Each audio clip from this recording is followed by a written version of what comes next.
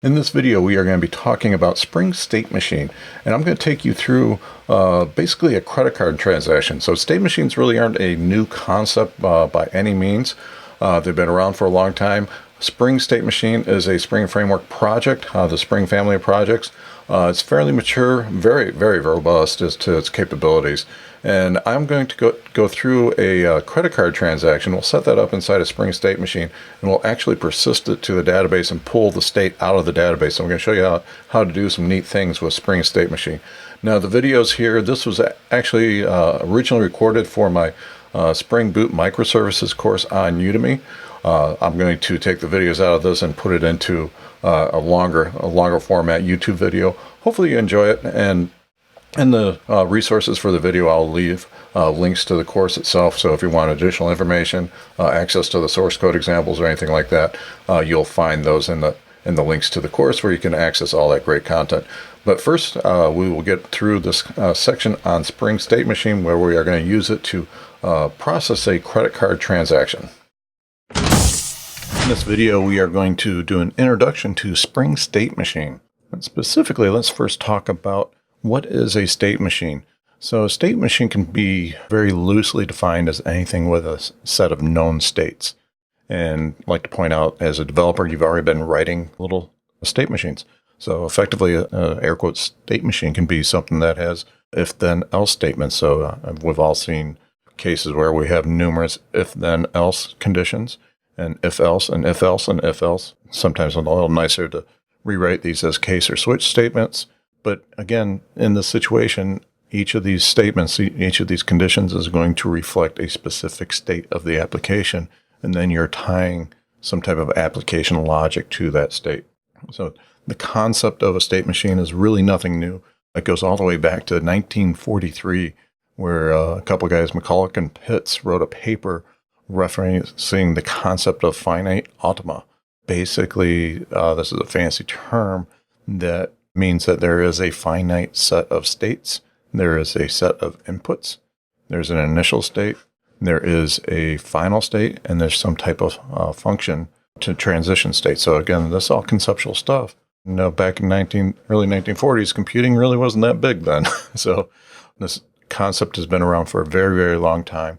So it's nothing really all that new to the software community, but it is something that's been around for a long time, and there are very good use cases to actually go in and use a state machine. So some of these use cases might be where you have event-based applications. So think about a long-lived entity such as an order. You're going to get a new order, eventually pay for that order, you're going to ship that order. So that is all a set of states, and there's going to be events around that. Another case could be you have an application where the state changes and you need to publish an event. So that is a great use case for state machines. UI applications, very common to use state machines there. Think about just having a caps lock on, caps lock off. The behavior of the application is going to need to change based on some type of toggle type behavior. So really, it's going to be anywhere you're going to have application behavior changing based on known states or some type of events. Now, let's look at some of the terminology of state machines. State, again, that is a specific state of the state machine. So this is going to be a finite set of values and predetermined. Typically, you're going to see a lot of times, going beyond just the Java community, you're going to see this defined in some type of enumeration. Very common way to do that. And then states are going to work in conjunction with events. So conceptually, an event is something that happens to the system. A user clicking on a button or some type of option, or system receiving a message, could be all different types of events. Now, actions are going to be the response of the state machine to events. So this could be an action, you could be changing variables, calling a method, might need to send off a different message or something. So there's a lot of different things you can do within the action, and it can even change the state of the state machine. Now, this transition, that is a type of action which actually changes the state of the state machine. And then you have guards. These are Boolean conditions where you can set up to allow an event to happen, or an action to happen, or a transition to action. So these are, remember, a guard is a Boolean condition that is going to allow or disallow something to happen. And then state is traditionally thought of as a single variable that is going to represent the state of the state machine. You have a concept called extended state, so you may need additional attributes to the state machine. Like an order is going to have an order state, an extended state might have like the order ID in it. So extended state is going to be more robust information about the state machine itself, where state is going to be just the state of the state machine. Now, you might be wondering why you want to use a state machine. Go through that. It can really help you clean up your code. So what it's going to do is cause you to think about the specific behavior of your application and get that into your thoughts into a finite number of states. Application logic is going to be defined for each state or state transition. So your application logic becomes more modular, more precisely defined. I've seen a lot of code in my days, and these long blocks of if, then, else, if conditions. I've seen these nested to literally thousands of lines of code. I am not joking. Literally thousands of lines of code. And it is an absolute nightmare to deal with this, because this code is typically, if you get into something like this, you're going to have long conditions. You're going to have a single entry point, a single exit point. And if you're trying to unit test something like this, it is a nightmare. Absolute nightmare. I remember a story of where I was told a 2,000 line block of code could unit test just fine. I'm like, that's impossible. So when you start using a state machine, your code becomes more precise. And what it's going to do is help you avoid spaghetti code for complex conditions. So when you see a 2,000 line method, that's a kind of a red flag that something's very wrong with the code. And a lot of times that code could be made much better through the use of a state machine. So we want to talk specifically about Spring State Machine. So this is a mature Spring Framework project. It is currently being maintained. It was originally released back in October 2015, so it hasn't been around that long. Back in 2015 was the 1.000 release. We are now on 2.13. They are working on 2.14, so that should be out pretty quick. And they do have version 3 under development. I'm not sure the timeline of that, but the biggest change under version 3 is going to have a non-blocking state machine that will support reactive type, so that'll be a nice addition to it. SSM, Spring State Machine, is very robust. There's a lot of features to it. In this section of the course, we are only going to get into an introductory. There's a lot of features that we are not going to get into because it is a fairly robust project, but we will definitely get our hands on it and learn how to configure it.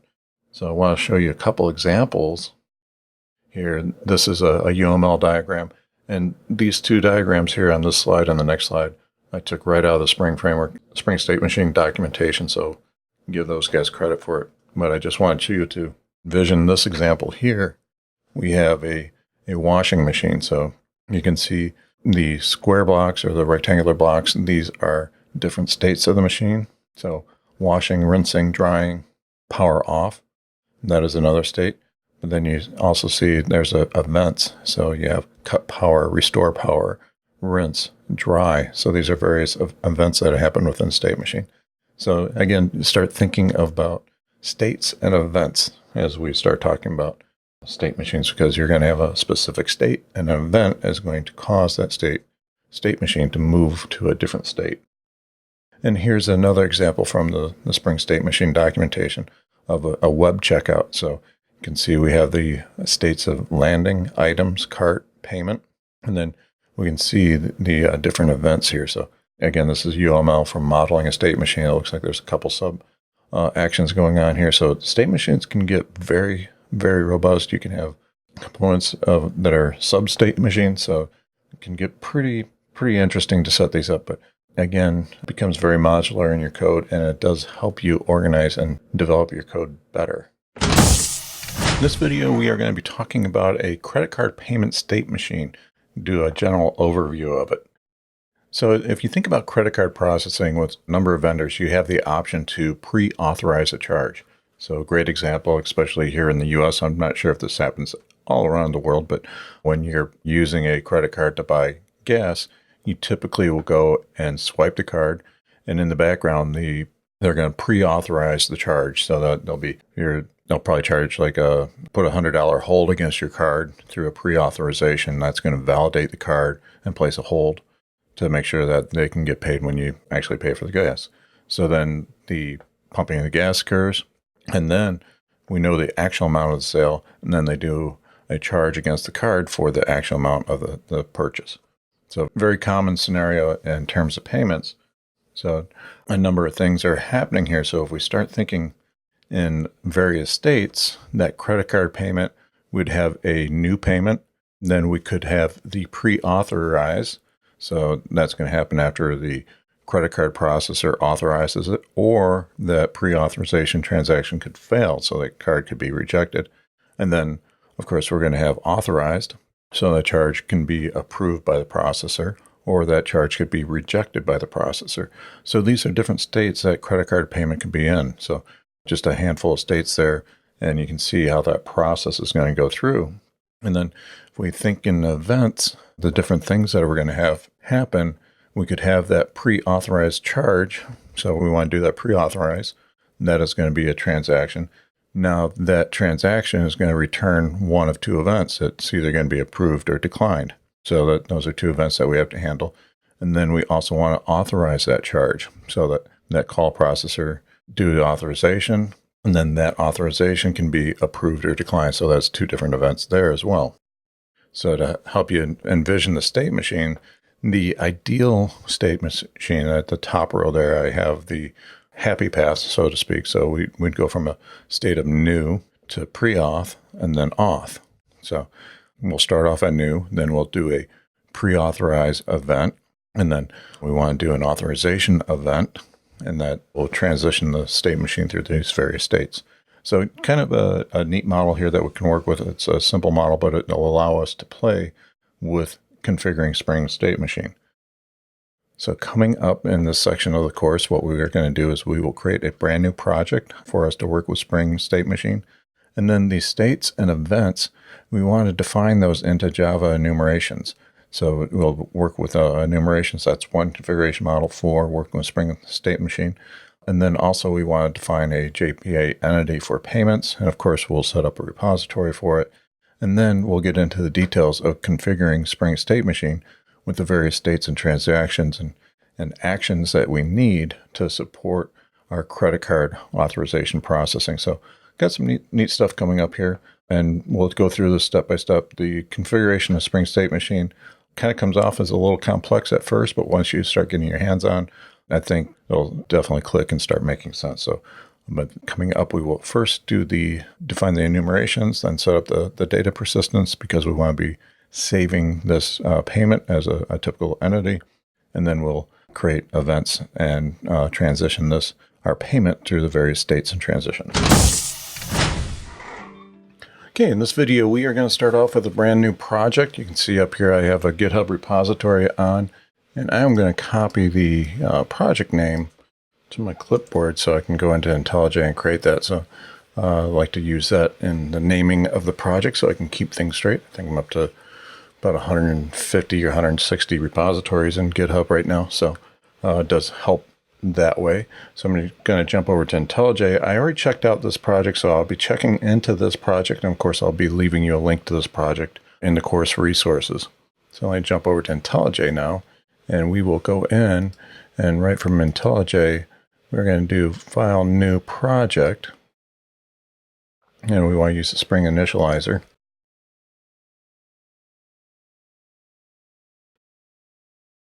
So I'm just doing GUI Spring Framework, and then .ssm for Spring State Machine, and then the artifact ID, I make that match the repository. That's just my own personal convention. So I'm going to come up here, and we want to do Java 11. That is the current long-term support release. And actually, I'm going to get rid of that. So we can just do my root, and that will be fine. The package is fine. Just double checking. So we'll do sample project like so. Now I'll say next. And we don't need a lot of things here. I'm going to bring in DevTools, bring in the web starter as well. And not going to need a template engine. We do want Spring Data JPA, and I'm just going to bring in the H2 memory database. So we'll be working with that.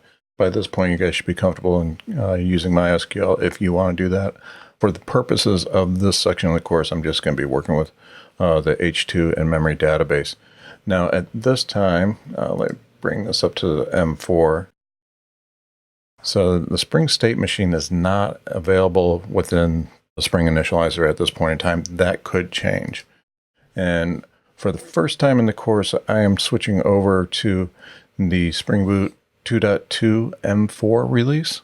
So this is milestone 4. Right now, at the time of recording, it's towards the end of July 2019. 2.2 is supposed to be coming out soon. I think it's supposed to be like in about 2 or 3 weeks. That's what it's scheduled to come out for.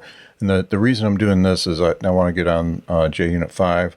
Looks like they finally got that added into the M2 series. So that's why the main reason I've been doing that. I have been doing everything in the course on JUnit 5.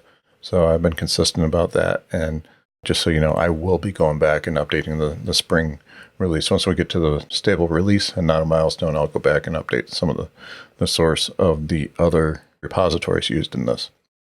So this is all I need right now. So I'm going to say next. And I need to change the directory here.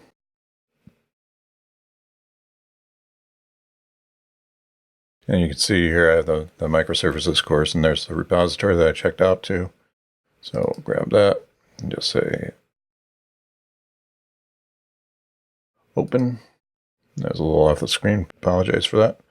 Just going to double check things. Courses, module name. So that all looks good. So I'm just going to go ahead and say finish. And I'm going to go ahead and enable auto import and resize this window at the same time while that is importing. So I'm going to come in here and I will be adding all this into GitHub. That one went to Palm. Sorry about that. Now this sets up the basic structure, the dependencies that we're going to need for this. You can see I have the DevTools, H2, Lombok, Spring Boot Starter Test, and you can see here that they are excluding the Vintage engine as well as JUnit. So it is bringing in JUnit 5. And once we get off the milestone release, these Spring milestone repositories actually can be deleted from the POM. That's only needed to allow us to bring in the milestone releases because those are not officially up in Maven Central. Now, the one thing that we do need to add is the Spring State Machine dependency. So let's come in here and we will go ahead and add that.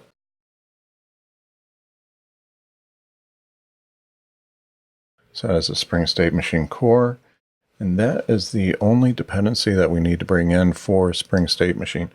And as far as I know, currently this is not a curated dependency of the Spring framework, so it's not available within the parent POM of the site. And that is current writing. That could very much change at a future point.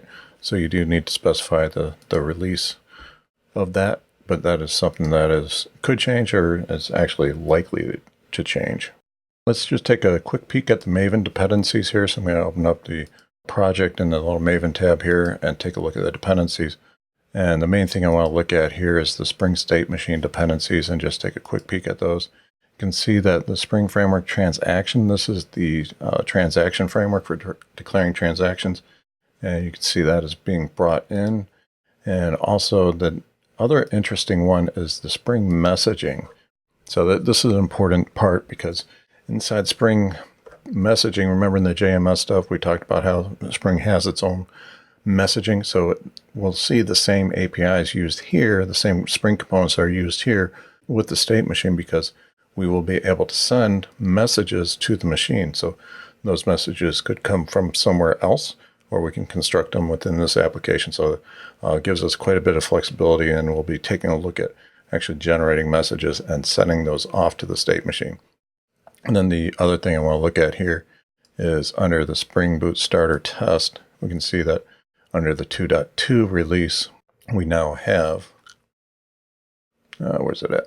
JUnit Jupyter. So that is bringing in the JUnit Jupyter as well as the Mockito Jupyter. So we get all the current testing dependencies. So that is a quite nice addition to the Spring 2.2 series. So that prior to 2.1, it was using JUnit 4, which has been around forever.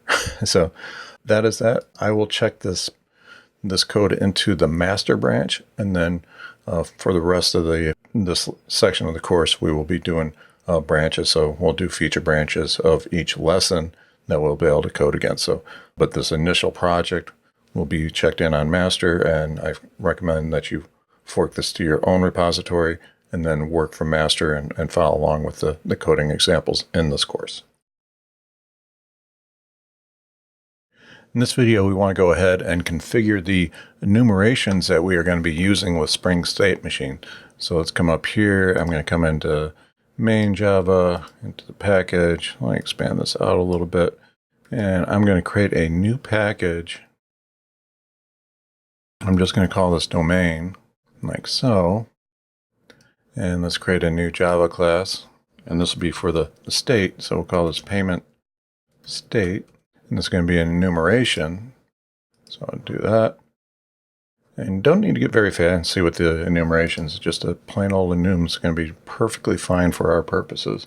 So in this case, remember the different states that we want to be supporting. So that was new, pre-auth, pre-auth, error. So that's the state where it goes into an error, auth, and auth, error. So remember, as we move a payment along, we want to go from a new payment to pre-authorized to auth, but both pre-authorized and auth could have errors. So we have the pre-auth error and the auth error. So different states of our state machine. So that will take care of the states. And now what we're going to do is we'll come in and create another class and call that payment event, like so. And again, this is going to be an enumeration.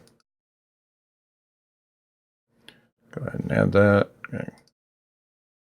Click that, and let's see here. So now we'll do pre-authorize. So remember, this is going to be the event that will trigger us to call the credit card processor to pre-authorize a transaction.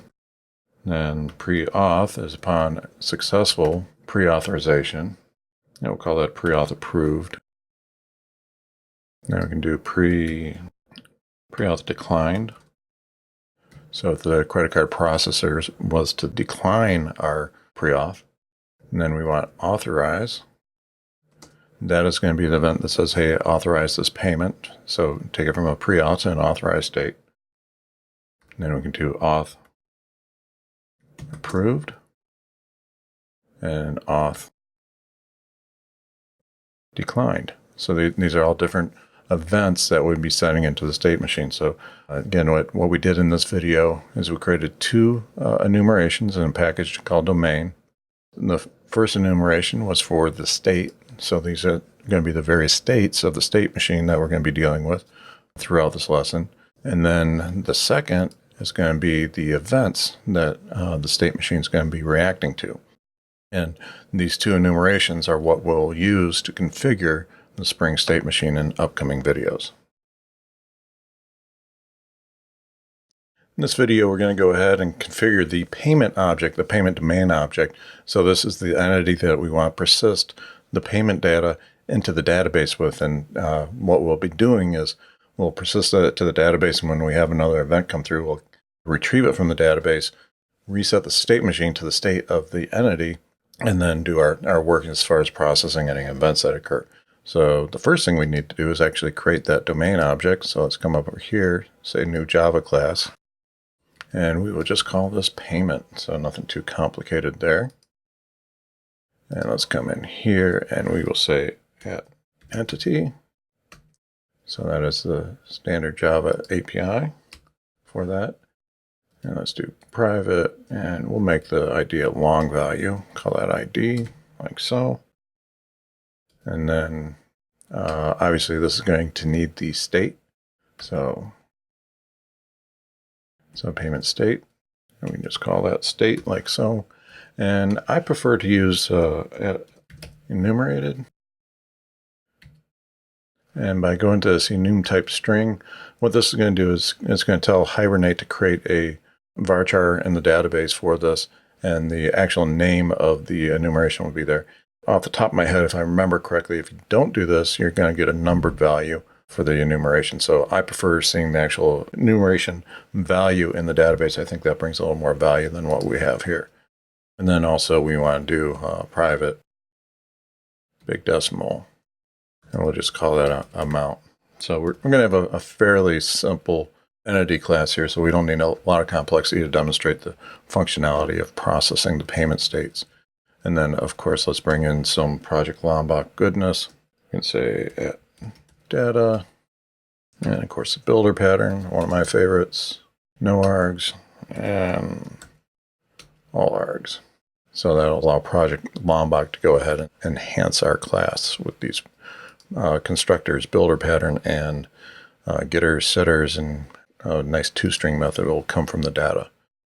And then let's come in and create a new package, repository, and we'll create a new Java class. And that'll be an interface, like so. That's going to extend the JPA repository, and type will be payment. And then the ID value is a long, like so. So that will set up the Spring Data JPA repository. So just to recap what we created here, we already had the domain package for the enumerations, but we did add in the payment class of standard JPA entity. We have a long ID, and oops, I almost forgot. That ID value would not be happy if we did not do an ID, and we'll allow that to be generated. So if I'd forgotten those, that would have definitely caused an error in a future video, but I'm glad I caught those. So this is just a standard JPA entity that will be managed by Hibernate to the database for us. And again, we have the H2 in-memory database on our class path, so that's what we'll be using for the purposes of the section of the course. This sets up the entity, and then we added in a repository. We're using the JPA repository to work with Spring Data JPA. That will give us access to and from the persistence layer. In this video, we're going to actually start configuring the state machine. So I'm going to come in here and I'm going to create a new package.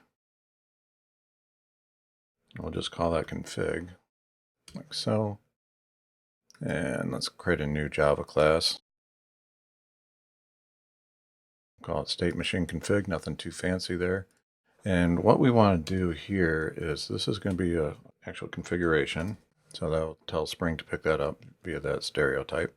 And then we also need to say enable state machine factory. So what this is going to do is it tells Spring to go through this, and it's going to scan this, and by enabling the state machine factory, we'll have a component to generate state machines. So that's effectively what that is going to do. And while I'm up here, I'm just going to do a Project Lombok, so we'll be able to have a logger injected there. And then we want to do extends state machine configure adapter. So we want this guy right here, and the first parameter is going to be the state machine, or the states, and then the payment events. And let's take a quick drill into this. So we have the state machine adapter here. So this is the base implementation of the state machine configurer adapter. Now if I come in here and hit a little target button here, that'll drill into the package. You will see the state machine configure adapter, and then also there's an enum configure adapter.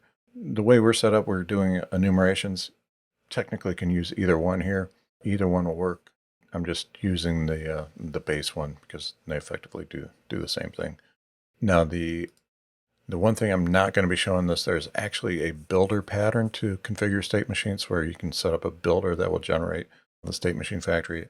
I'm going with the configure adapter, so if you want to learn more about the state machine builder pattern, consult the documentation. I'm not going to have time to dig through every feature of the state machine here.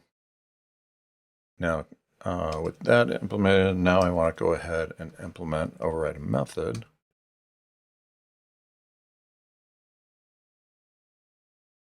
Let's see here at state machine state. And here, it's a little hard to see that these are all very similarly named. Here I want the state machine state configurer. So I'm going to go ahead and say OK on that. And I don't need to call the super on that. But what I do want to do is take these states like so. And what we are doing here is that we are telling the state machine configuration about the state machine. So we want to say with states, initial, payment state, and that is going to be new, like so. And now we can configure all the states that we have. And you want the plural one. And here we're going to do enum set and say all of payment state dot class, like so. So what that is doing effectively, it's getting a list of the enumerations from payment state and it's loading that up into all the states. Now, the state machine is going to have what's called a terminal state where the state machine is going to be done. And here we are going to add in an end payment state. And the first one is going to be auth. So once we go through the process, remember we start off new, pre-auth, auth. So that'd be an end state. But also if we do, we can chain these. If we get an error, pre-auth error, that would be a termination state. And then also an end of payment state of an auth error, like so. So that configures the states of the state machine. So just to recap here, what we did in this video is we added in the state machine config under a package called configuration. Line 17 is enabling state machine factory. That is a very important configuration. If you don't do that, things don't work. And then we are extending the state machine configure adapter. This gets in a value called states, state machine configure for states. And now we want to say with states, the initial state of the state machine is going to be new. The second line there on line 25, we are loading up all the states from that enumeration of states. And then we have the happy path on line 26, which is authorized. And then we have two terminal error states. So once we hit an error with the credit card processor, our state machine is going to be done. So this configuration right here, this only addresses the states. We have not done transitions. We will be configuring those in the next video. So we'll set up the various state transitions, which are going to be triggered based on events. Okay, in this video, we're going to go ahead and start setting up some state transitions. So I'm going to come in here and we need to override another method of our configure adapter. And here we want the transition configurer. So this one right here. So got to read these carefully with what we have here. So I'm going to go ahead and bring that in. And we don't need this guy, but we do need transitions. And what we are going to say is with external. So this is going to be an external configuration. And the first one, the source, that is going to be the beginning state. So payment state of new. And remember, as I said, the events can cause a state to remain. It doesn't necessarily cause a state change. So let's configure that one first. So we're going to say target payment state of new, like so. And we will say the event is going to be the payment event of the pre-authorized. So remember that is our action to tell it to go ahead and pre-authorize. And remember that is going to be calling out to our virtual credit card processor. So when we run pre-authorize, we are not doing a state change at that point because it will remain in a new state. Now we can say and, like so. And we can do with external source payment state of new target. And we're going to say pre-auth. And we can say event. And we can say pre-auth approved. And remember, we have this. I'm just going to copy this here, and we say payment state pre-auth error and pre-auth declined. So what's going on here is I'm saying that I start off in a new state, and the state's going to remain the same, and I'm going to call a pre-authorized event. So that is an event that does not cause a state transition. However, on the next line, on line 36, I'm going from new to pre-auth, the event of pre-authorization approved, and then finally I'm going from new to pre-auth error when I get a pre-auth decline. So these are different state transitions that are being triggered by events. Now let's come up here, and I'm going to create a test for this. And I'm not going to do these methods specifically, and I don't think we're going to need a setup on this. And here I do need the Spring Boot context. So I'm going to bring in Spring Boot test. And now if I come in and say I want the state machine factory. So I'm going to say a state machine factory for payment state, payment event. So, and I'm going to say that is auto-wired. So I'm telling Spring Boot to go ahead and inject that. And IntelliJ's throwing a little could not auto-wire. It's not picking up the context for the state machine, so that is actually going to be there. Now if I come in and create a test method, and I'm using unit test here. I'm not doing official unit test. This is more to exercise the state machine. So I'm going to grab this like so. And I'm going to actually make this a state machine, not a state machine factory. And we'll just call that SM equals factory dot get state machine. And we'll pass in a random UID for the state machine ID. And I think that is optional. Don't hold me to that. I think that value is optional. Now we want to do a state machine start. So this is important because what happens is the state machine allows you to bring it up and you can do configuration options on it, and you can set some things and you can work with it and not start a state. But when you start it, that may trigger action. So that is what's going to get the state machine in air quotes running. So let's do a system out, and we'll say state machine get state. So we'll just do a toString on the state. And if I do a state machine send event, and let's do the pre-authorize. So you can see that is not going to transition the state. Let me copy this and we'll do that. And then SM send event.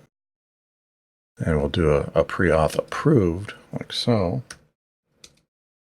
And we'll do a system out as well. So now let's go ahead and run this and examine the console output. And with the full context coming up, it does take a little bit longer. But here we can see this is my first system out, so I just started the machine, and it is in a new status. Second one, remember that does not transition it. But when I do a pre-auth approved, you can see that the state machine now transitions to a pre-auth status. So just to recap there, we set up 3 transitions, or 3 actions, I guess you would say, for events. So 3 different events. So we'll start off at new, we'll stay in new on the pre-authorize event, and we'll start off at new and go from to pre-auth when the pre-auth is approved, or to pre-auth error if the pre-auth is declined. So these are very specific states and events and transitions that we've set up for these. And then over here on the test, I'm bringing a state machine factory. I'm asking the Spring context for that. So remember the Spring Boot test that is going to bring up a Spring context. We can see all the chatter in the log there. I am asking for that state machine, starting it. Imagine it probably puts it into the new status because of the configuration. And then I am sending an event of pre-authorized and then pre-authorized approved. So we can see that these different transactions are working as expected. And if I actually were to send a pre-auth disapprove or declined at this point, because I don't have a transition set up from pre-auth, nothing would happen. So if I tried to go from pre-auth to declined, it would not work because it's in a pre-auth state. Because I don't have any transitions defined. The way the state machine is working, it's going to be like a very rigid. So if you try to do a state transition that is not defined, it doesn't do anything. I don't think it does an error. So actually, let me demonstrate that. So let's copy this. So I'll do a pre-auth declined, and here it's going to be in that authorized state. So let's go ahead and run this and take a look at the output. It should not error and stay in a pre-auth state. And you can see here, no error. I did send it to that event. I sent the pre-auth declined, and you can see there it did stay in pre-auth because I have not set up a state transition for that. So the state machine doesn't know what we're talking about, and it just ignores that event without complaining about it. Now, one of the things that Spring State Machine supports is event listeners. And in this video, I'm going to configure a listener so that we can observe the state machine transitions. And we're just going to set up a simple logger. But you could do a number of different things inside of a listener as far as the business logic that you need to implement. In this video, I just want to make you aware of that this feature does exist. And it's going to be handy for us because as we evolve the state machine, we'll be able to see to the console the actual state transitions. So I am going to come in and set up a new configuration option here. So I'm going to override a method like so. And you got to be careful here because you have these configure methods and they're all similarly named. And I'm going to admit I'm not a huge fan of how they did this because it's really easy to make mistake. There's very similarly named. So here we want the config state machine configuration configurer. So that's kind of a mouthful to say. So we'll go ahead and implement that. And here what we want to do is add into the configuration. So we want to set up some type of listener. And here what we want to do is add in a state machine listener adapter like this. And we'll go ahead and set up the generics on that. So that's going to take in payment state, payment event, like so, our two enumerations. We'll just call that an adapter.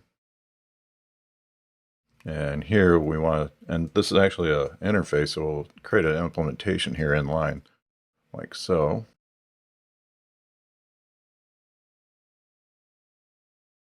And what we want to do is override one of the methods in it. And we want to get the state change. So we're going to look at the state changed event specifically. And I'm going to cheat a little bit. I copied this to my clipboard out of my notes. So a simple logging statement. I'll explain what's going on here. So we have log info, string format, state changed from to, and I don't think we need this. So I'm going to get rid of that. So what this is going to do, the string format, it's going to bind these two parameters to the from and to. So the method, the way it works, it's going to take in a payment event from and to. So we'll log those both in these states. So we'll log the states from and to the console. And again, this is being brought in by Project Lombok. So we're got our logger configured by Lombok. So this sets up the adapter, which is not being used yet. So we want to take the config that is being passed in, and we are going to do with configuration listener, and we're going to just configure this adapter to that, just like so. So this sets up that, and again, we're using the info log level. And now if I come over here to my test, let's go ahead and run this. We'll see information being output to the console node from Spring State Machine itself. And let me bring this up a little bit. So you can see here, this is my log output. We could get this state machine state changed from to. So you can see the information there. So we're getting that information outputted. And let's see here. So here's another state changed, state change. And we could enhance this a little bit as far as how it is being output. But the main thing I wanted to teach in this lesson was setting up that listener. So now we have a listener set up. I get rid of that. We'll do a quick review. So what we did is we implemented this configure method, which brings in this configurer. And we are creating in line here an adapter. And all the adapter does is put out a statement, state changed, using the string format. And then the important part here is to say with configuration, and let's clean that up a little bit. With configuration, listener adapter. I like it better that way. And there's really no official guideline on formatting like this. I think that's just personally a little easier to read like that. But key takeaway is setting up this configurer, and that can be a separate component altogether. Here we just defined it in line, and then we're saying config with configuration to set that listener. And then there's other things that you could configure with the Spring State Machine configuration too. In this video, we're going to start setting up our payment service. So this is going to be a service that we will use to work with payments and utilize the state machine. So in this video, we are just going to start on the initial creation of it. It's going to take us several videos to actually complete it. I'm going to come in here and create a new package. And call that services. And come in here, create a new interface for it. And that would be an interface, like so. Now we want this to have an option that will create a new payment. And that will just take in a payment. And then we want to do, let's see here, this will turn back a state machine.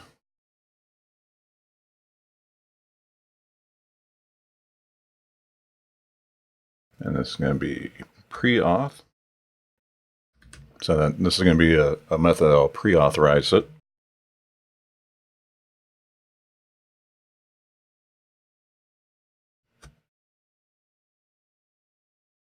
And I'm just going to copy this real quick.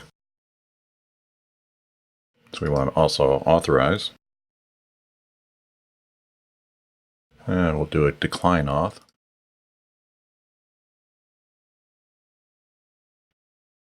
And I'm going to actually name this authorized payment, so it's a little more clear what it's going to do. So we're just setting up some methods that we'll be working with it.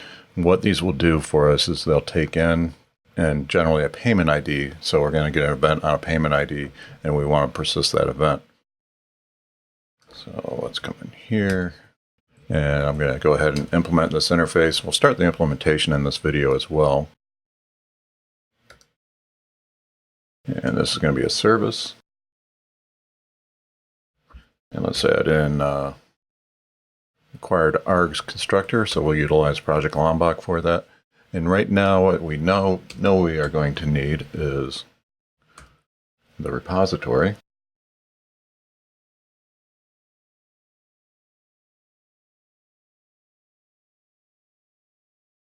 And we also want to get a handle on the state machine factory as well. That's going to be for payment state.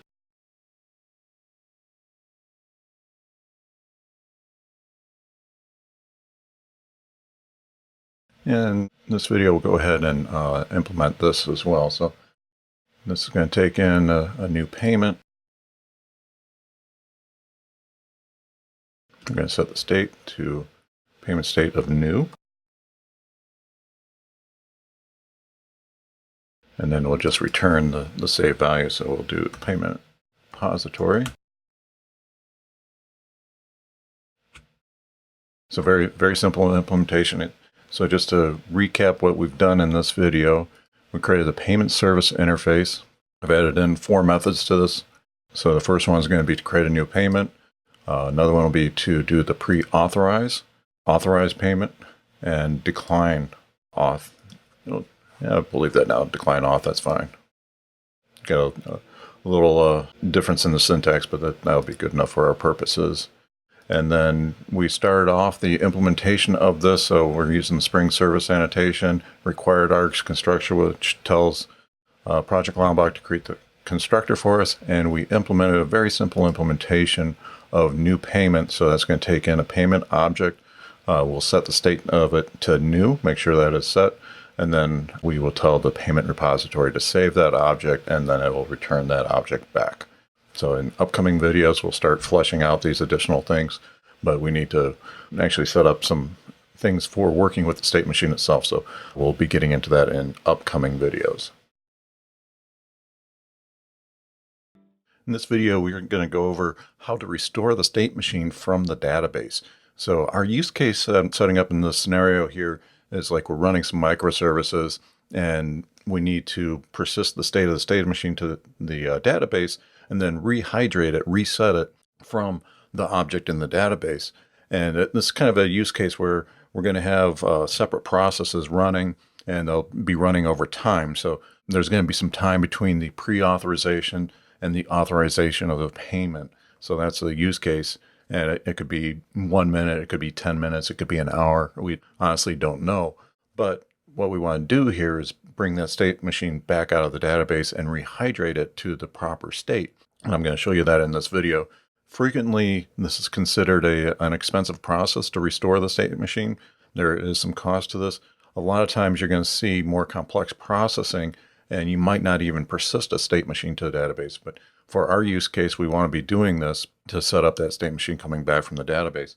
So I'm going to show you how to set that up. It's a little cumbersome, but it's not too bad, because basically we want to get the object out of the database and then set up a state machine for that state of that object.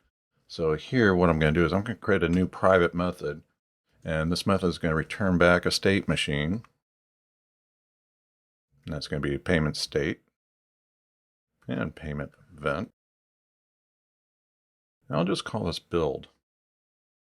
And this is going to take in a long, and that's going to be the payment ID. So the first thing we want to do is get the payment out of the database by that ID. So this is going to fetch that payment ID, that payment object out of the database using Spring Data JPA. So let's go ahead and get our state machine. And here what we can do is that's going to be payment state, payment event, and we'll just call that SM. And we're going to be asking the state machine factory for an instance of it. So state machine factory, and we're going to say get state machine, and we want to give it a key. So we're going to do long toString. I'm going to use the payment object to get the ID off of that. So we'll be working with that. So this is going to ask the state machine for an instance of that. And then we need to tell it to stop so it's not active. Now this is where it gets a little bit tricky. We're going to say state machine get state machine accessor. And then we're going to say do with all regions. So this might feel a little strange. And we are going to do a state machine accessor. So we're saying do with all regions. We're going to get what's called a state machine accessor. And then we want to say SMA reset state machine. We're going to say new default state machine context. And this is going to say payment get state. So that's going to be the enum of the state. And then it's actually one. There's a context. So we're setting up the context. We don't need to pass an event. We don't need event headers or extended state. So that sets all that up for us. So that line there, I just want to be clear, the line on 54, basically we are telling the state machine to stop, and we are setting it to the specific state of the payment in the database, or that we retrieve from the database. So now we want to say state machine start, so we're going to restart it, and then simply return it. So this is the code that's going to do that. Gets it from the database, gets a state machine, stops it, sets it to the status from the database, starts it, and then returns it. And each one of these methods is going to need access to that state machine. So let's come in here and say state machine, payment state, payment event. Now we can say state machine, and this is going to be build. We'll pass in that payment ID. So I know each one of these methods is going to need that, so I'm just going to copy this on over. We'll add those like so. So that sets all that up for future videos. We'll be covering the context of each one of these in future videos, but the primary thing I wanted to go over in this video was to use Spring State Machine to rehydrate that from the database. So again, just to recap what we did here on line 52, we're going out to the database, getting a payment, then we are asking the state machine factory for an instance of the state machine. We stop it. We use the accessor to go in and set it to the state that's from the database, of the payment from the database. We restart the state machine, and then we return it. And this is a common method that we're going to use for each one of our methods that is going to work with the state machine.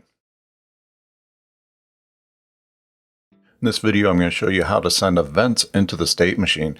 And one nice feature about the state machine is that it does support the Spring message infrastructure. So what I'm going to do in this video is I'm going to send the state machine a standard Spring message that's going to contain information about the event. So all these methods are going to need to send events to the state machine. So I am going to create a new method here. And I am just going to call, it doesn't need to return anything, but I'm just going to say to send an event to the state machine. And it's going to take in a payment ID, the state machine itself,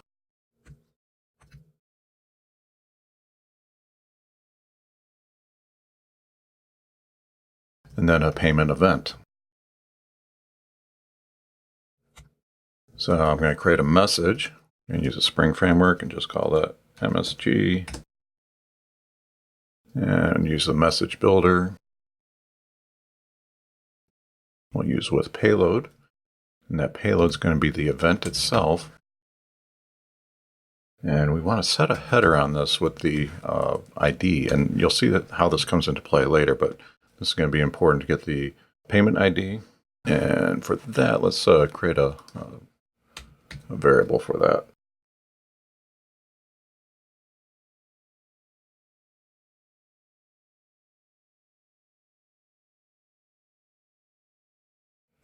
And that should be a string, clearly.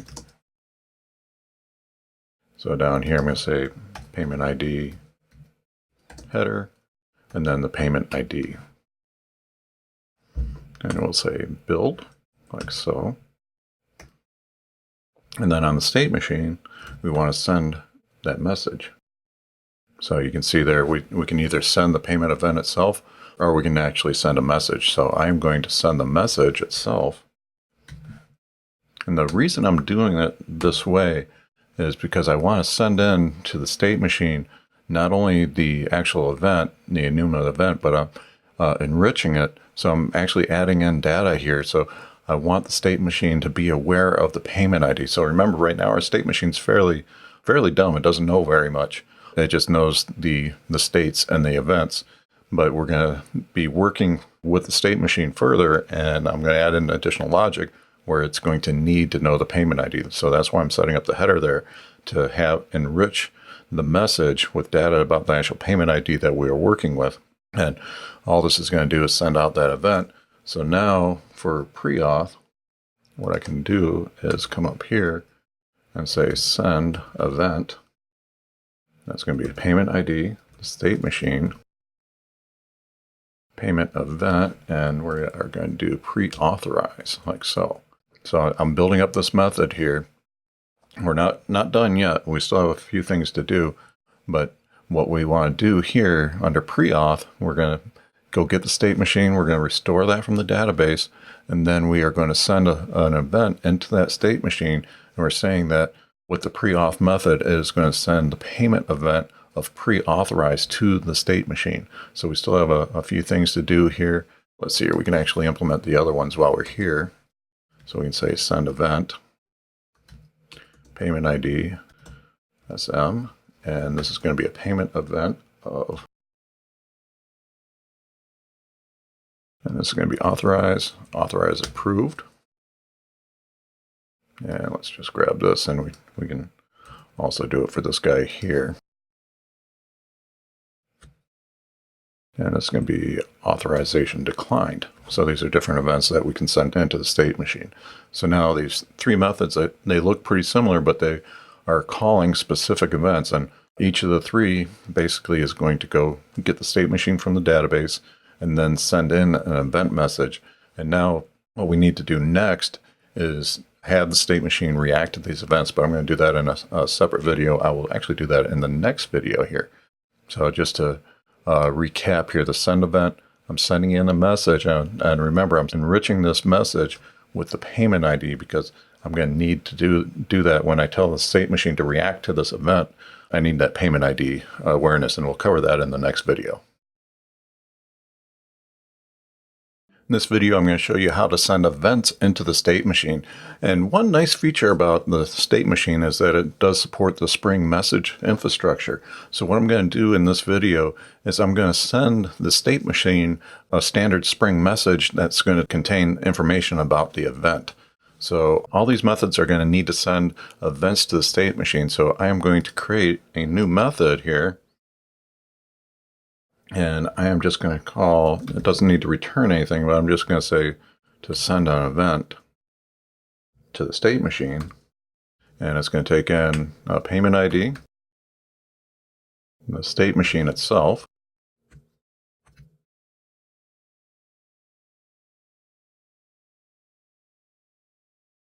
and then a payment event. So I'm going to create a message and use a Spring framework and just call that MSG and use the message builder. We'll use with payload, and that payload is going to be the event itself. And we want to set a header on this with the ID, and you'll see that how this comes into play later, but this is going to be important to get the payment ID. And for that, let's create a variable for that.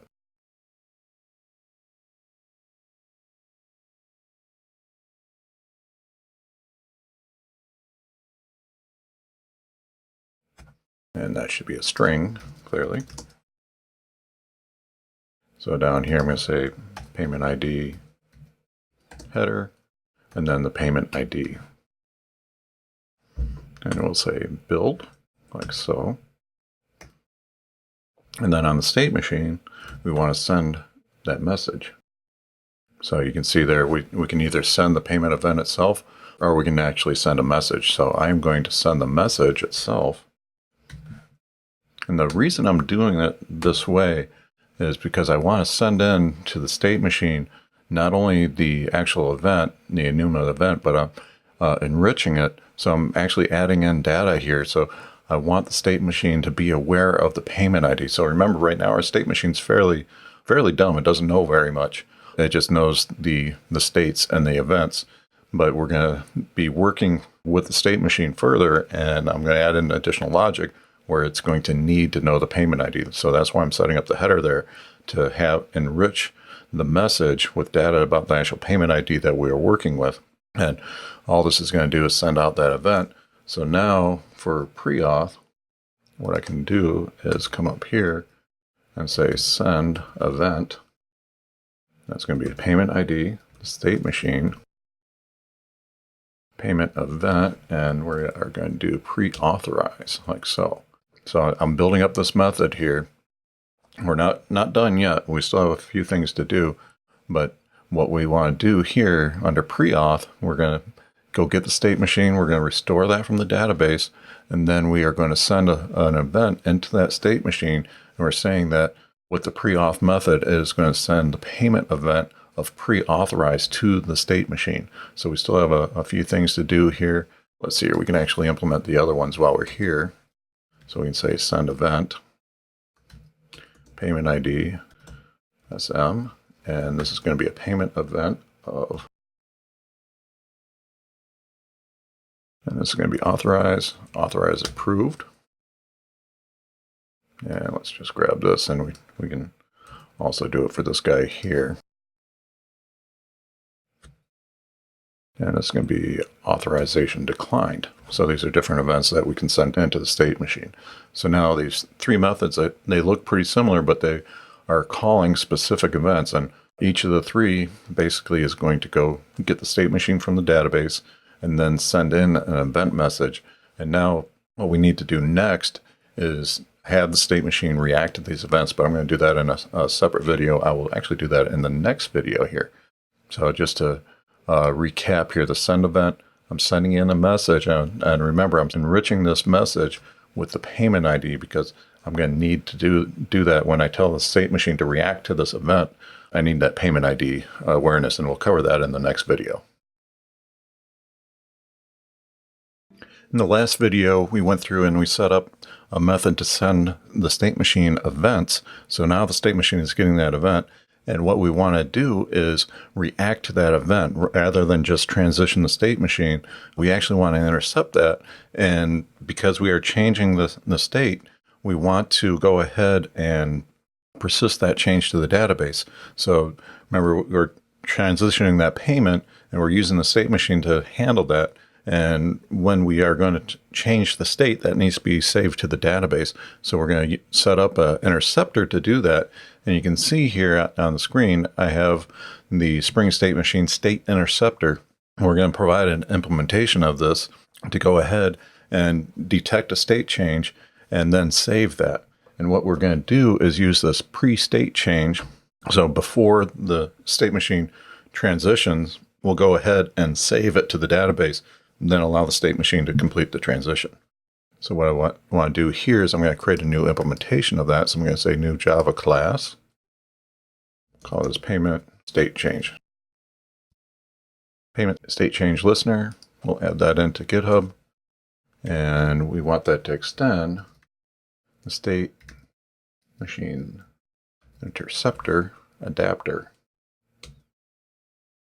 And that's going to take in payment state and payment event.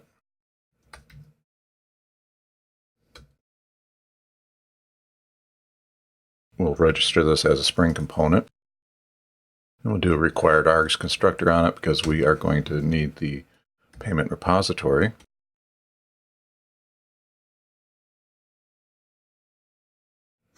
And now what we want to do is override a method.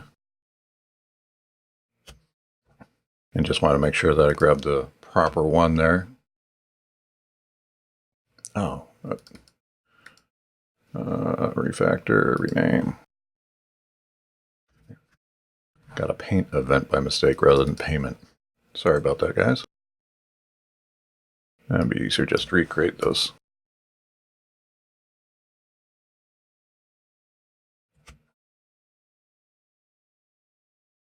Now in this, what I want to do is let's come in here and say, can use some of the Java 8 features of nullable, and we'll say message. And if that message is present, what we can do is work with that.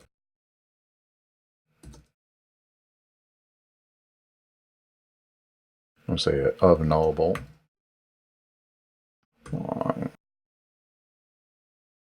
And that the problem is we don't know exactly what's coming off the message because that's just going to have an object type. So we're going to say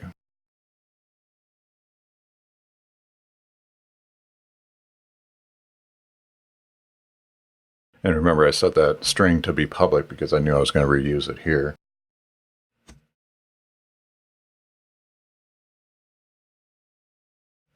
Now we can say if present.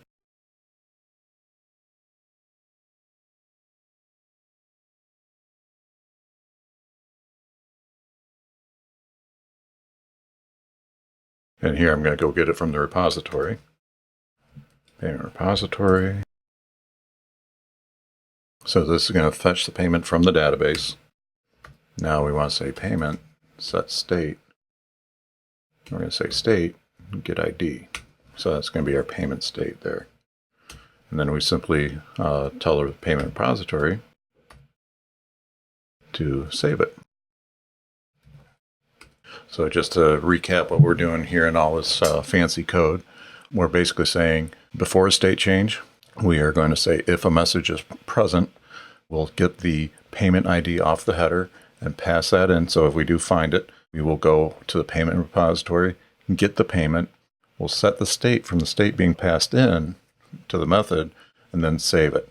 And this is what's going to persist the state changes. Now, the one thing that we also need to do here, let's get rid of that paint event, is come over here to the service implementation. So we set this up as a Spring component. So I'm going to come over here to the service and we'll add that in. I'm going to add in that listener.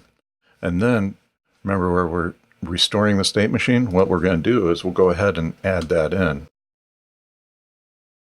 And we want to add in a interceptor. And I probably should have called that state change interceptor. So bad naming on my part. Could refactor that. Let's go ahead and actually refactor that. Our little listener will try to stay with the proper terminology. That changes that. And let's come over here and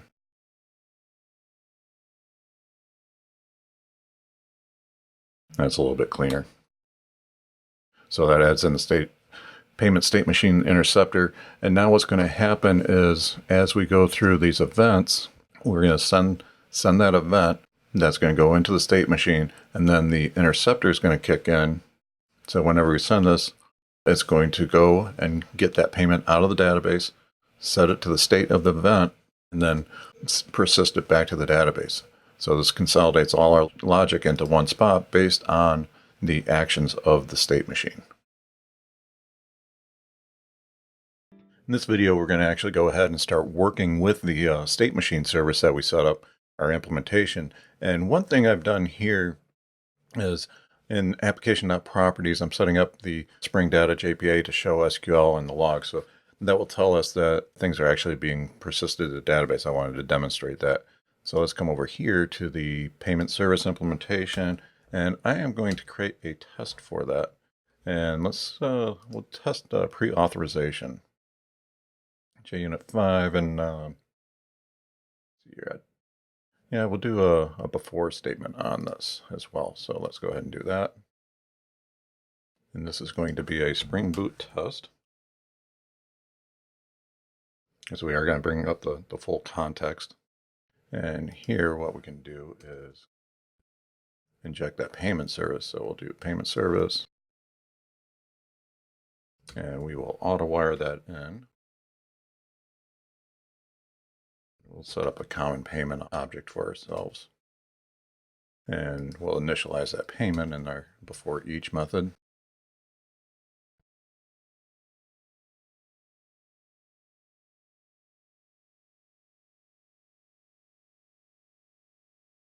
And then let's actually work with this. So for the payment service, we'll say payment. So we're just going to ask it to save that payment.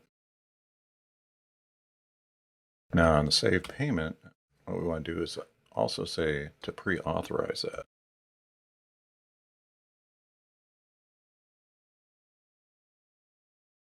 So that's going to go ahead and save that payment. And let's do payment. And what we want to do is get it back out of the database after we call the state machine. So we are going to say, actually, we're going to need the payment repository as well.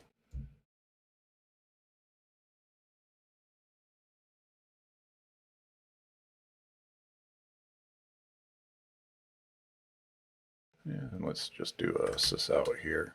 If we're writing a real test, we'd want to do some assertions there, but I just want to run this to demonstrate the output. So let's go ahead and run this now. I expect we're going to see some problems. And here you can see a lazy initialization error. And this is because effectively what we're doing is we're working outside of a transactional context. So let's come back here.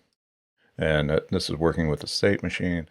And what we want to do for each one of these methods, new payment isn't going to need it, but these guys will. We'll make these transactional, so we'll wrap everything in a transactional context.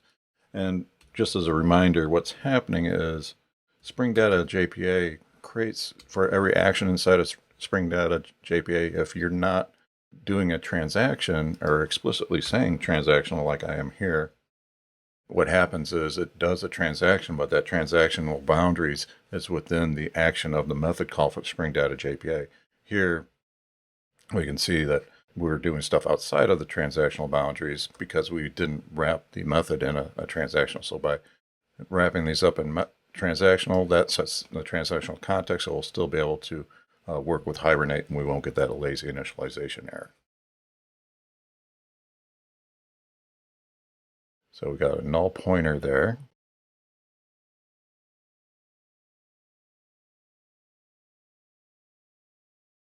So that would have to have been off of the saved payment. That's interesting. Let's run this in the debugger and debug this.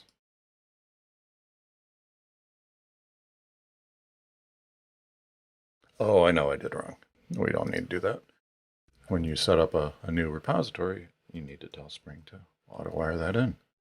I forgot to hit the auto-wire annotation on the repository, so that's what happened there. So now let's go ahead and run this.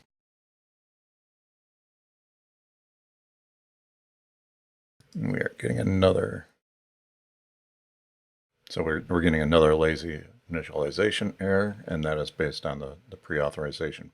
So what's happening underneath the covers is Project Lombok, we have this annotated Project Lombok. It did a toString, and the toString method on that accesses all the properties of this object. And we have some lazily initialized properties, so I need to make my test transactional as well. So I'll get the transactional boundaries around that. So let's go ahead and run this again. So we can see that we got a clean run. And let me expand this up. So now we can see we get the Hibernate logging here. And you can see the begin transaction, and it says all of it. So we can see the in the transactional logging here, we are getting action in the database. We can see that the payment state has not, did it actually transition or no? I'm trying to see. So we do have a problem here. So the payment state did not transaction. Let me pause this and troubleshoot it. So I looked at it a little closer. I don't have a solution yet, but I did realize I do have a mistake in my code, and I want to work with that. So I'm going to do, I forgot to return back the actual state machine in these methods. So we want to definitely be doing that. So we'll fix that. And then what I want to do is get a hold of the state machine in the test and inspect that. Because this last line here, the transactional context, this is the end of the test, so it's actually rolling it back. So before that happens, I want to get a hold of the state machine. And let's see, this is going to be this. And now let's do a system out, sm, get state. And that will be the payment state. So that is expecting that to be authorized. So let's go ahead and run this.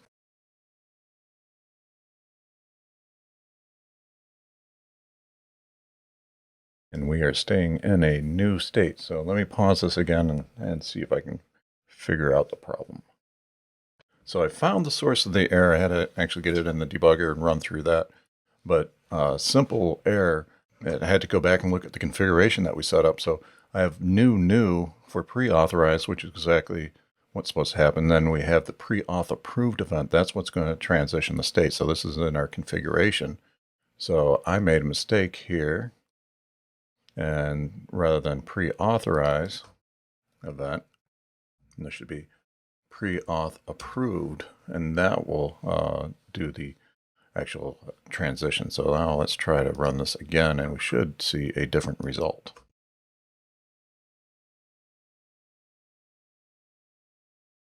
So now that's much better. Now we are actually getting the pre-authorized state saved to the database. So exactly what we wanted. So let's just review things real quick. First thing I did is I added in the Spring Data JPA to get the SQL output so we can see some of the chatter there.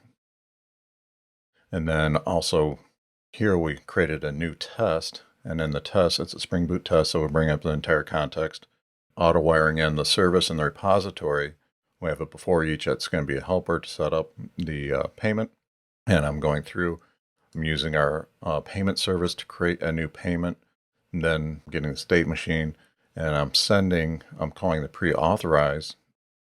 So I'm saying that this transaction, this payment has been pre-authorized. That goes into our payment service. And I had an error here. I was setting the wrong payment event. So pre-auth approved is what is going to cause the state change transition. So I'll go back over to my test. So we send that in. And then my test, what it's doing, I'm using the service to send the event on line 39, and then on line 41, I am getting that payment back from the payment repository. So I'm asking for it from the database to verify that that did in fact happen. And we can see here, I got line 43 and 44 that I can prove here. I'm highlighting it down in the log that the state of the payment transitioned from new to pre-auth. And let's see here. Let me run this one more time. I'm going to come up here and say this out. And we want saved payment.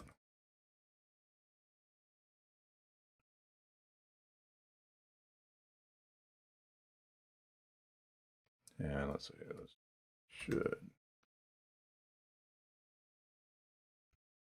So that'll help us see the log. So let's go ahead and run this one more time just to demonstrate everything that's going on here.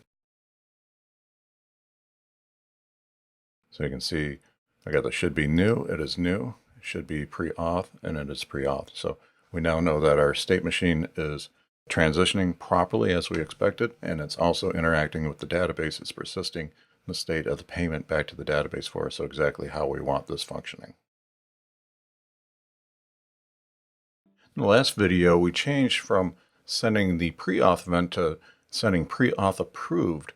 And that was a change because I hadn't shown you how to implement actions yet. So if we look at our events, we actually want to send a pre-authorized event in our service.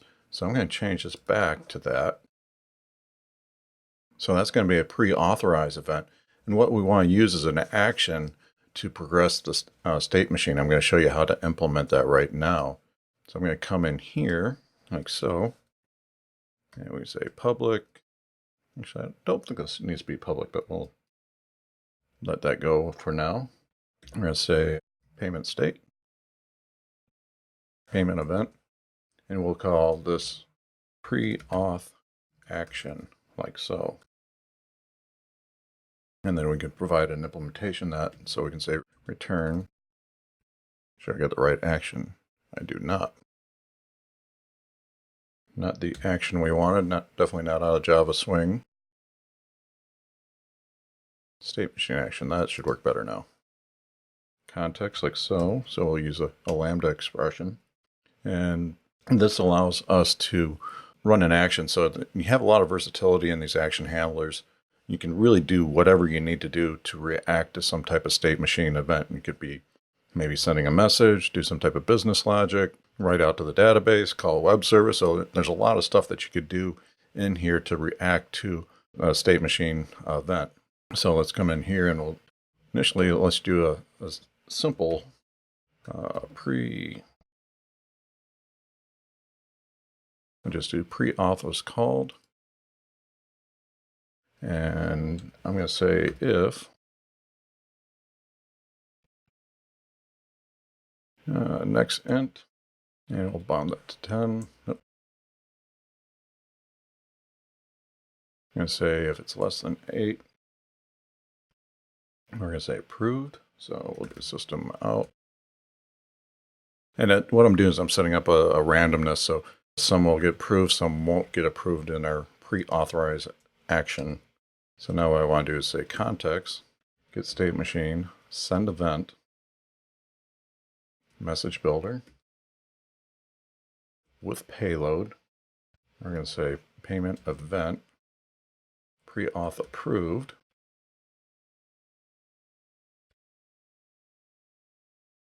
Get our payment service header.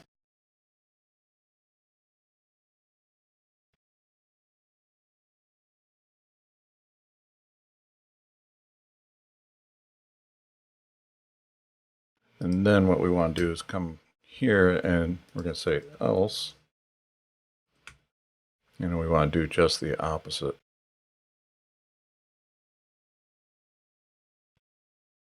Say decline no credit. So that should be about 20% of the cases we are going to get declined. Let's make this a little more readable like so. And I'm just going to copy this, save a lot of typing. So let's see here, and we want to say pre-auth declined. Now to actually implement this logic, what we want to do is come up here. So we are going to be working off the pre-authorized event. So we have new, pre-authorized, and now what we want to say, action, pre-auth action. So we're going to configure it in like that. Let me make that a little more readable for us. So we can see here on line 41, what I'm saying is when we have a payment state of new, we're still in a target of new, and we are going to call the pre-authorized event. And what this action is going to do is when this transition happens, so when this event does happen, we are going to fall into this business logic here.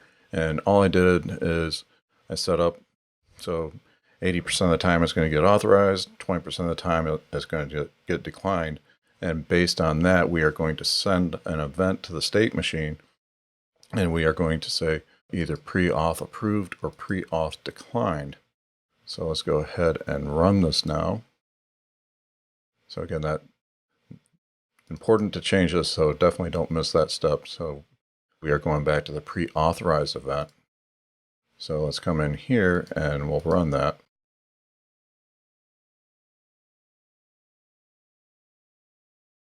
And scroll down here to the bottom. And you can see here we got a decline. So that did progress. And now we can see should be auth. And I'm going to change that. So I'll make sure of that. You can see the state is pre-auth error now. So let's go ahead and run this again. And again, 80% of the time it should get authorized. So that's the nature of randomness. And so we had another pre-auth error. Let's see if we can get a third time. Make sure the authorization is in fact working. And there's where pre-auth was actually approved. So we got approved. So we had 2 errors in a row, then an authorization kicked in, even though most of the time we should be getting authorized. So just to recap what I did in this video, first thing is we went back to using the pre-authorized event. So when we call pre-auth in the service, this is going to call the pre-authorized event. And now we configured this to use an action. So we set up the pre-auth action here on line 42. So that is going to be calling this method to return back an action context and implement that using a lambda. And we can see that we are calling pre-auth. That's just simple system out. And then I set up a random. So 80% of the time it should get approved. 20% of the time it's going to get declined. And we can see here that we are sending out an auth approved or an auth declined. Just finally, I do want to reiterate that your actions can be very versatile. So they could send a message to a different system, call some type of web service, write out to the database.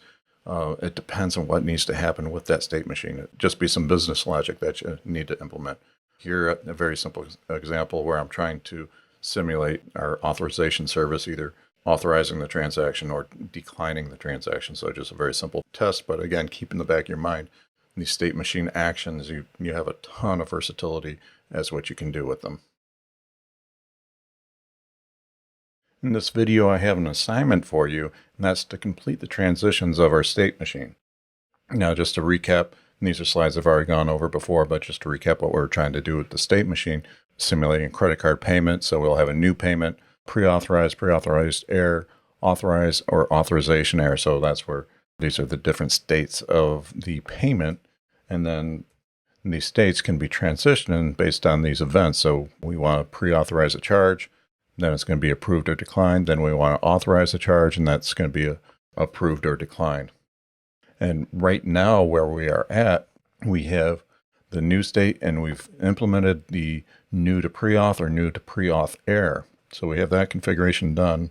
And here, what we need to do is implement from pre-auth to auth or auth error. So we need to complete that configuration. So the assignment is to complete the configuration for auth to pre-auth or pre-auth to auth error.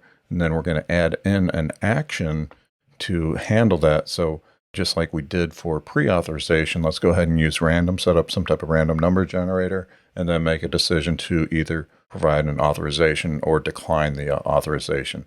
And then set up a test. You can make the test as flexible as you want. I primarily just want to be able to run something so we can see the state transitions and make sure everything's working properly. And this is going to be a good bit of code, so it's going to take you a little bit to implement this. I'm going to break from my normal format. I'm going to just go ahead and implement this and then do a code review. So I won't live code this. I'll just go through a code review in the next video. But you will have a working example inside of GitHub that you can pull and see everything working through this. So things are kind of getting a little complicated here. So this might be a little challenging. Spring State Machine does have a lot of moving parts, and it can get a little hard to wrap your head around. But once you start clicking with it, it does make a lot more sense. So I expect this is going to be a challenge for a lot of you. So hopefully not too challenging. And don't worry, you'll have a working example. In the next video, I'll go through a code review and step through everything that's happening. In this video, we're going to go through and do a code review of the assignment. And let me step through what we need to change here. And up here on the screen, let's see, on line 49, we were sending in the auth approved. So we actually want to do the authorized event. So that was a mistake that we had before we implemented the action stuff. So that's the change that we need to do, is use that authorized event. And then here, originally we put in decline auth, and I am saying that is going to be deprecated. We do not need that anymore. So that was kind of a mistake early on. As we evolved through the coding here, we are using state machine actions to progress that to auth or auth declined. So we no longer need that. And then in the state machine configuration, I come up here, position this, and you can see on line 47, that's where I started adding in the new configuration. So let's go ahead and step through that. We are going to be expecting the state machine to be in a state of pre-auth.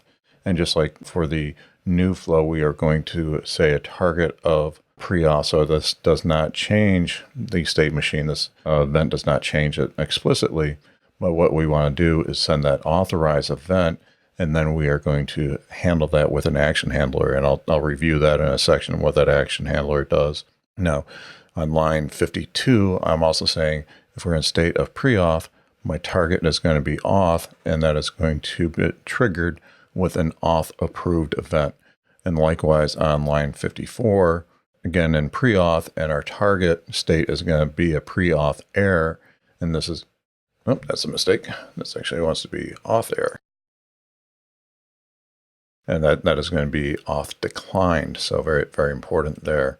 So let's come down here and take a look at line 89. We can see that we have the auth action. So this is going to be the handler. Then we go to call the authorized action. This is going to get called. Again, we're just using the random function there on line 93. And here we are going to, 80% of the time, we are going to call auth approved. We'll send an auth approved event. We can see that we are using a Spring message to send the event just like we did previously. Or if 20% of the time, we're going to say auth declined. So these two different events, and these events tie into the configuration here that we set up to handle these two event handlers. And then to make this a little more interesting in the test, I am showing you a new annotation in JUnit 5, repeated test. So I set that up to repeat this 10 times. And what we want to do here, let's go through the test. Line 56, establish a new payment object. That's going to save it to the database. And then I'm going to get a pre-authorization state machine. That's what's going to be returned back from the payment service.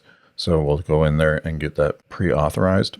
And now if our state machine is in a pre-authorized state, what we want to do is go ahead and authorize it. So obviously if pre-auth fails, we can't proceed with the authorization. So we don't have a path set up for that. Obviously not a valid use case here. So if it's pre-authorized, are we going to go ahead and authorize the payment? And here you can see that we're implementing a second state machine because we're going to take that state machine, the state of the payment out of the database, rehydrate a state machine. So we actually get a second instance of it here. And we'll pass in the payment ID to authorize that payment. And on line 65, I am outputting that. So let's go ahead and run this right now. And we can review the results of the test. You can see it as this spools up. The Spring context is going to only load once, so it takes some time to run that.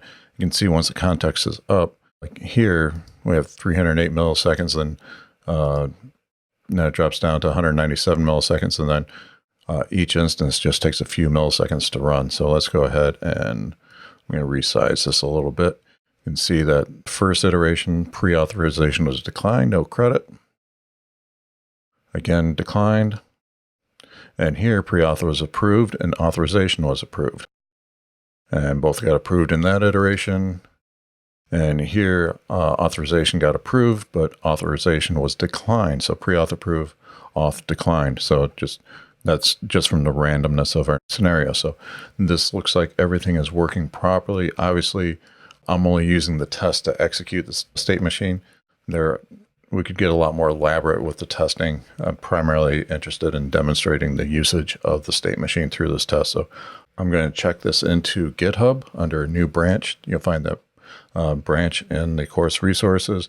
So you'll have a fully working example of Spring State Machine.